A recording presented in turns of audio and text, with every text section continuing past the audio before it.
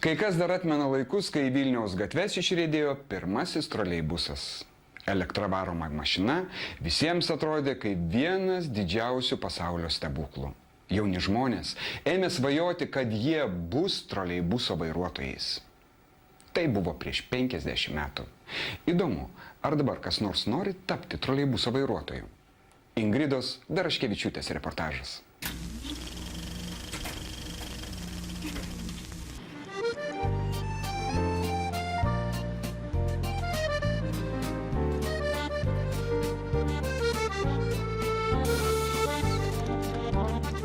Čia yra, ant šitų yra dviejų rūšių stabdžiai, va, elektriniai, va, oriniai, va, dviem kojom. Nu, elektriniai, kadangi ratam geriau, ne taip trinasi ratai, ne taip įsinešioja ratai, kada elektriniai stabdoma. Žodžiu, nėra gazo, nėra sankabos? Nereikia jokio sankabos, jokio tik tai eiga. Va, įjungi ir šitą, ir elektrą, jo.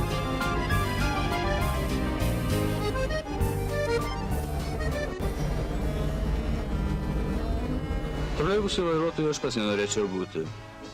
Nes žmonės troleibuse dažniau negu bet kur suserga mizantropija. Koksgi malonumas visą dieną už savo pečių jausti dėl spūsties ir numindytų kojų tylomis nirštančius keleivius. Kai nieko jiems negali padėti, nebent tik tai smarkiai krestelėti jos tą sankryžą. Sakykit mums, draugė, ką jūs svajojat baigdama vidurinę? Ko būti? Baigus vidurinę aš bandžiau stoti į institutą, bet Į kokį stojau? stojau į hidrometeorologijos.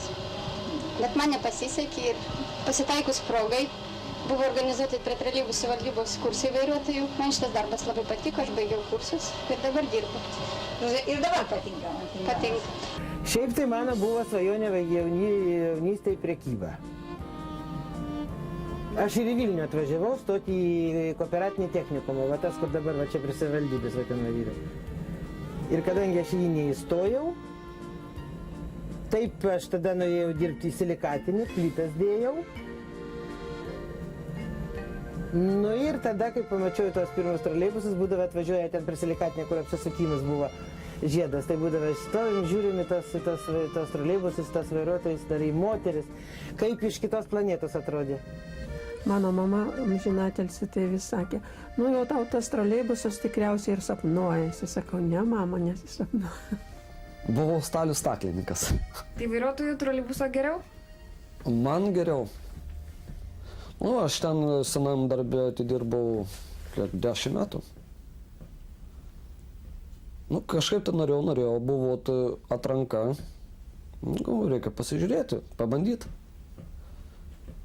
Pasirodė, kad visai neblogai, patiko. Nu, ir... Pirmieji troleibusai pasirodė Vokietijoje ir Jungtinėje karalystėje dar 20-ojo amžiaus pradžioje. Vilniuje pirmoji elektra varoma mašina išriedėjo 1956 m. lapkričio 6 d. Maršrutas Antakalnis stotis. Nematyti užrašai pasirodė Vilniuje, kuriame neseniai atsirado nauja susisiekimo priemonė – troleibusai. Sostinės gatvėmis dabar kursuoja elektra varomos erdvios mašinos, patogios keleiviams ir šoferiui.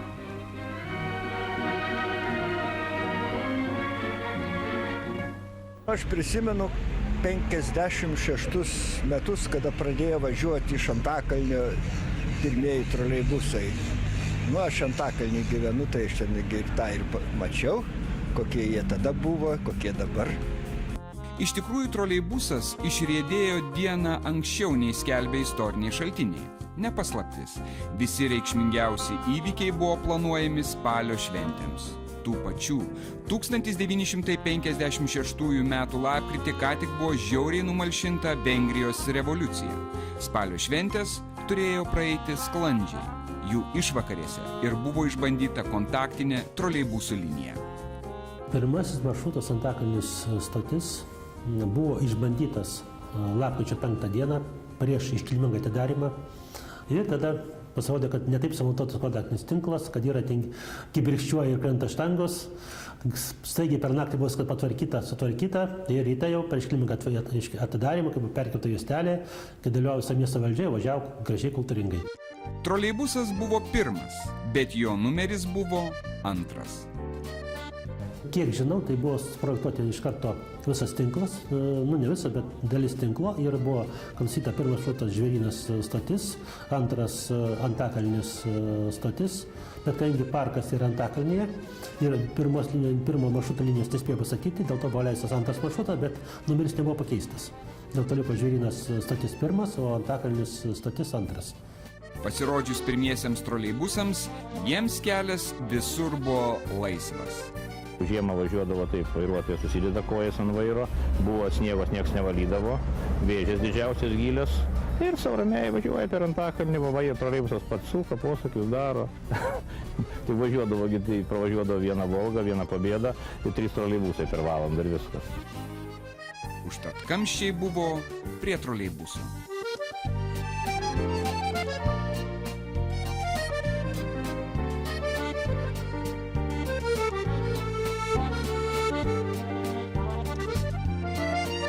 Žmonių būdavo beprotiškai daug, tai būdavo sulipa taip, kad ant pečių užgula ir va šitaip va vairuodavom, va taip va, susilenkia, kadangi čia žmonės ant pečių gulėjo.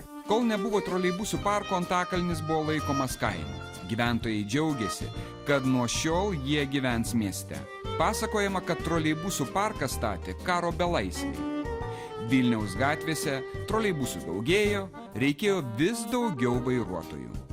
Eu trabalhei 44 anos no transporte elétrico. Nu, transporte, reiškia, elektrinis transportas. Aš dabar, kai buvau nuvažiavę, Brazilijoje tai laikai nebuvo troleibusų. Dabar yra troleibusai. A tramvajų buvo. Tramvajų sunaikino. Prieš 50 metų į Lietuvą iš Brazilijos sugrįžo Lino Balbasis su savo tėvais ir sužadėtine. Lino Brazilijoje jau 3 mėnesius buvo bedarbis. Chruščiovinio atšilimo laikais nemažai reemigrantų susigundė geresnio gyvenimo pažadais. Aš atvažiavau iš kapitalistinės šalis. A čia jau kita sistema buvo tada jau, kaip sako, pirminį komunizmą, kaip sakydavo viską. Vaizdas keistas buvo. Sunku buvo iš pradžio priprast. Atvažiavom į Vilnių, lietuviškai negalėjom susikalbėti. Arba rusiškai, arba lenkiškai. Daugiausiai lenkiškai. Bet pripratom, išmokom kalbą, rusų kalbą. Lino buvo automechanikas, tad įsidarbino troleibusų parke. Atėjo direktorius, sako, trūksta vairuotojų. A jūs turi teisės, visi ant linijos. Nu tai padirbau kiek metų, paskui vėl grįžau į garažą. Irgi padirbau, vėl trūkumas vairuotojų. Vėl ant linijos. Paskui kaip ant linijos išėjau, taip atidirbau 20 virš metais. Sugrįžęs iš Brazilijos, lietuvis pateko į margą troleibusų parko kolektyvą. Visa valdžia buvo, kaip aš sužinojau, buvo kariškiai. Už tą, kad sakydėjau, kad sako, lietuviška divizija, ten išbaisiai, tai daugiausiai rusų kalba. Bet vienas kitas jau po biškai kalbėdavo. Aš savo visą darbo stažą pragyvenau parke. Čia mano, kaip sakyti, antrai namai. Aš neužmirštu. Reikia, ką nors nusibosta sėdėti, sakau žmona, eini į parką. Su draugais, tai praeinu pusvalandį, valandą jau vis tiek neužmiršti, kaip mane neužmiršti. Nesenai gavau naują troleibusą, jis šiuolaikinis, gražiai atrodo, lengviau valdomas, taigi ir darbas tapo lengvesnis, nors tebelieka labai atsakingas. Juk kiekvieną dieną reikia pervežti tūkstančius keleivių ir vežti juos reikia patogiai, greitai, saugiai. Vairuotojai dar atsimena, koks sunkus buvo senųjų trolikų vairas ir kaip dažnai krisdavo ūsai.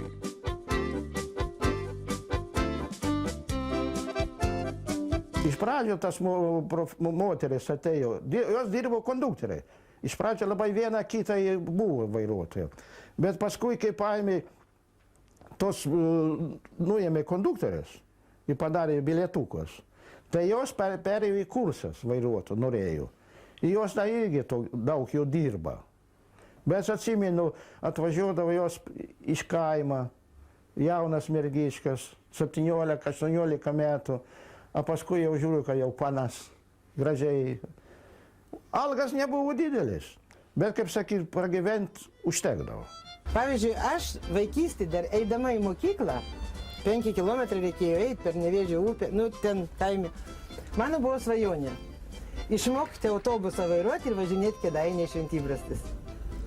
Įsivaizduojat? Ir per kiek metų šitą įsipildė. Labai žiūrėjo, ypatingai, kad dar jau jeigu moteris, tai žiūri, taip atrodo, kad ta moteris nemoka nieko. Visai, dar tie ūsai, jeigu nukrenta, tai žiūri, kaip čia dabar susitvarkyti. Kaip čia susitvarkyti. Tada dar reguliavo, sankryžose stovėdavo policininkai, tie reguliuodavo. Ypatingai prie vaikų pasaulio stovėdavo. Čia buvo seniai, būdavo toksai Antanas tenais. Mes visi jį žinojom. Jisai su mumis sveikindavosi, būdavo nuima net kartais kepurę. Jisai toksai buvo labai, kaip čia pasakyti, mandagus toks žmogus. O jeigu dar nukrenta ūsai, aš vienąsyk man nukrito ūsai, kaip tik prie sankryžos Antanas stovi, sako, vakar gerai pravažiavai, o šiandien jau nebemoki. Troleibusas, kaip ir dviratis, nuolatos yra tobulinamas. Nesikeičia tik keleiviai. Toks žmogelis, jis ir dabar dar važinėja. Stotelį Čiurlionio įlipa, vos gyvas toksai, aš jau sena, jisai dar už mane senesnis. Ir jisai visą laiką su mėtiniais saldainiais, bet ir reikia būtinai pro priekinės duris ir taip dar reikia palaukti, jeigu jis jau ten musikuoja su lasdele.